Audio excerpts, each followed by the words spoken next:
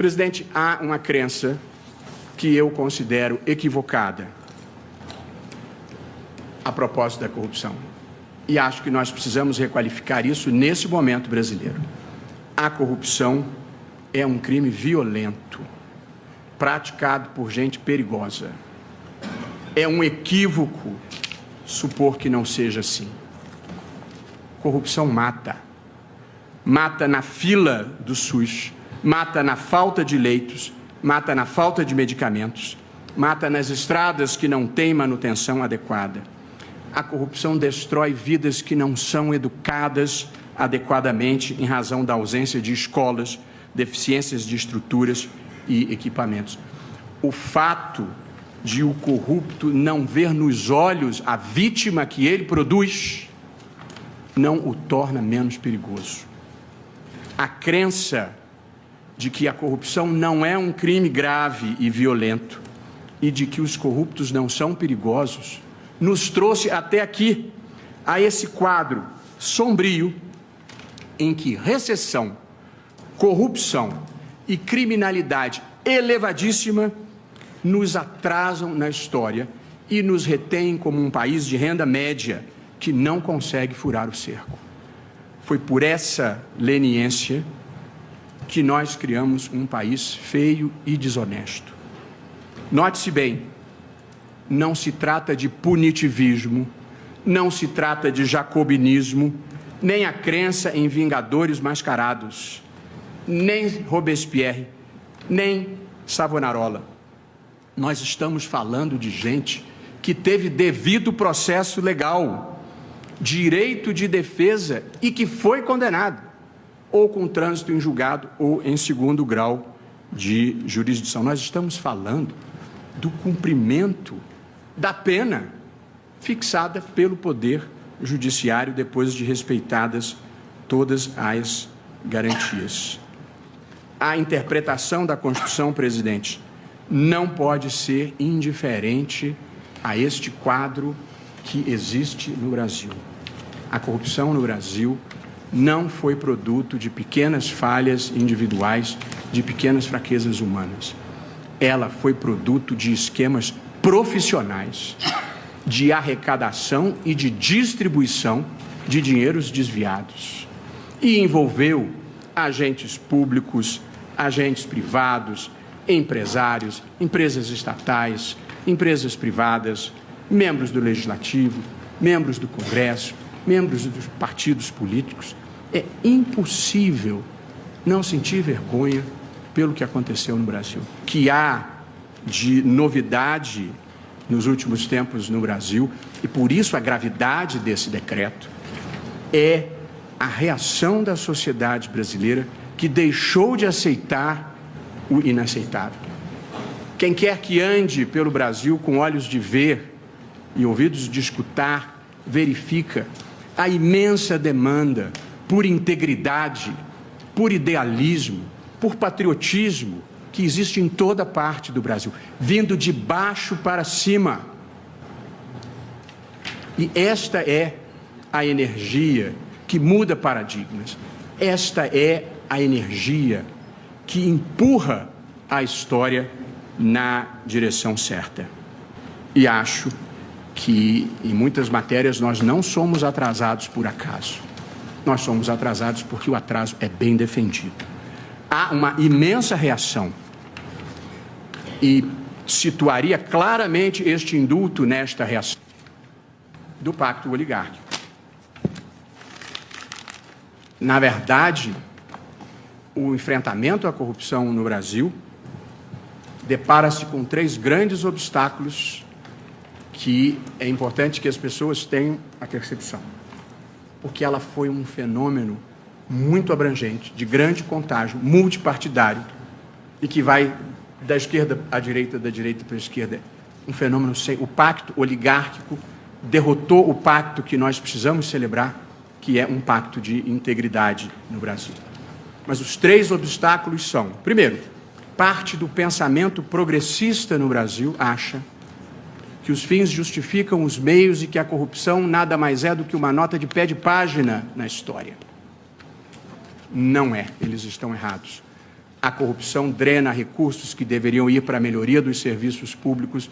A corrupção cria uma relação pervertida entre a cidadania e o Estado, porque se o Estado é incorreto, o cidadão acha que também pode ser incorreto. A corrupção cria um clima de desconfiança generalizada na sociedade, porque passa a ser legítimo passar os outros para trás. O segundo obstáculo é que parte do pensamento conservador no Brasil entende que corrupção ruim é a dos outros, é a dos adversários. Se for a daqueles que atendem aos meus interesses, ela não é tão grave assim. Se for a corrupção dos companheiros de pôquer, de salões ou de vernissagens. Também estão errados, porque a corrupção perpetua no poder as elites extrativistas que se apropriam do Estado e desviam para si ou para os seus a renda limitada que este Estado, sem instituições políticas e econômicas inclusivas, consegue gerar.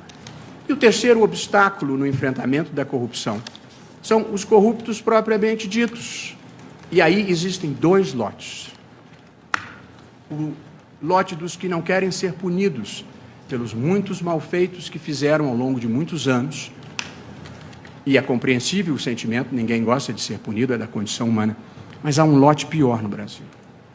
É o dos que não querem ficar honestos nem daqui para frente. E gostariam que tudo continuasse a ser como sempre foi. A fotografia do momento atual, presidente, não pode ser concluída sem um instantâneo da realidade brasileira hoje em matéria de corrupção. E este instantâneo, e eu vou mencionar fatos sem fazer nenhum juízo de valor, este instantâneo revela o seguinte: o presidente da República foi denunciado 2 vezes por corrupção passiva e obstrução de justiça e é investigado em 2 outros inquéritos por corrupção e lavagem de dinheiro. Um ex-presidente da República foi condenado por corrupção passiva. 2 ex-chefes da Casa Civil foram condenados por corrupção, um por corrupção ativa e outro por corrupção passiva. O ex-ministro da Secretaria de Governo da Presidência da República está preso, tendo sido encontrados em apartamento supostamente seu, 51 milhões de reais.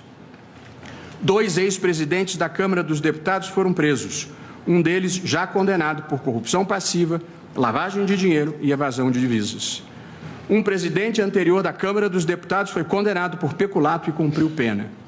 Mais de um ex-governador de estado se encontra preso sob acusações de corrupção passiva e outros crimes.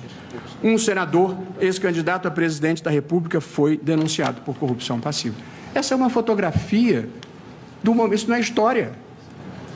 Esse é um flagrante do momento presente do Brasil. Alguém poderia achar que há uma conspiração contra tudo e contra todos. O problema desta versão são os fatos, os áudios, os vídeos, as malas de dinheiro, os apartamentos repletos, assim como as provas que saltam de qualquer compartimento que se abra. E uma coisa que me impressiona sobremaneira no Brasil, que é estarrecedora, é que ninguém assume os próprios erros e pede desculpas ao povo brasileiro pelos atos que praticou. Todos, sem exceção, alegam que estão sendo vítimas de perseguição política. Ou seja, não houve corrupção nem desvio de dinheiro no Brasil. Foi tudo uma miragem, uma invenção de procuradores, de juízes e da mídia opressiva. Uma razão para isso, além de uma elevada dose de cinismo, é que as coisas erradas foram naturalizadas de uma tal maneira que as pessoas perderam o senso crítico. E este decreto é um bom exemplo disso. E depois desse quadro que eu venho de narrar,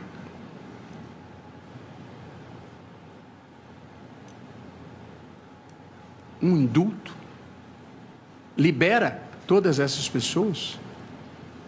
E o Supremo chancela isso? Que mensagem nós vamos passar para a sociedade brasileira? Que país nós estamos criando?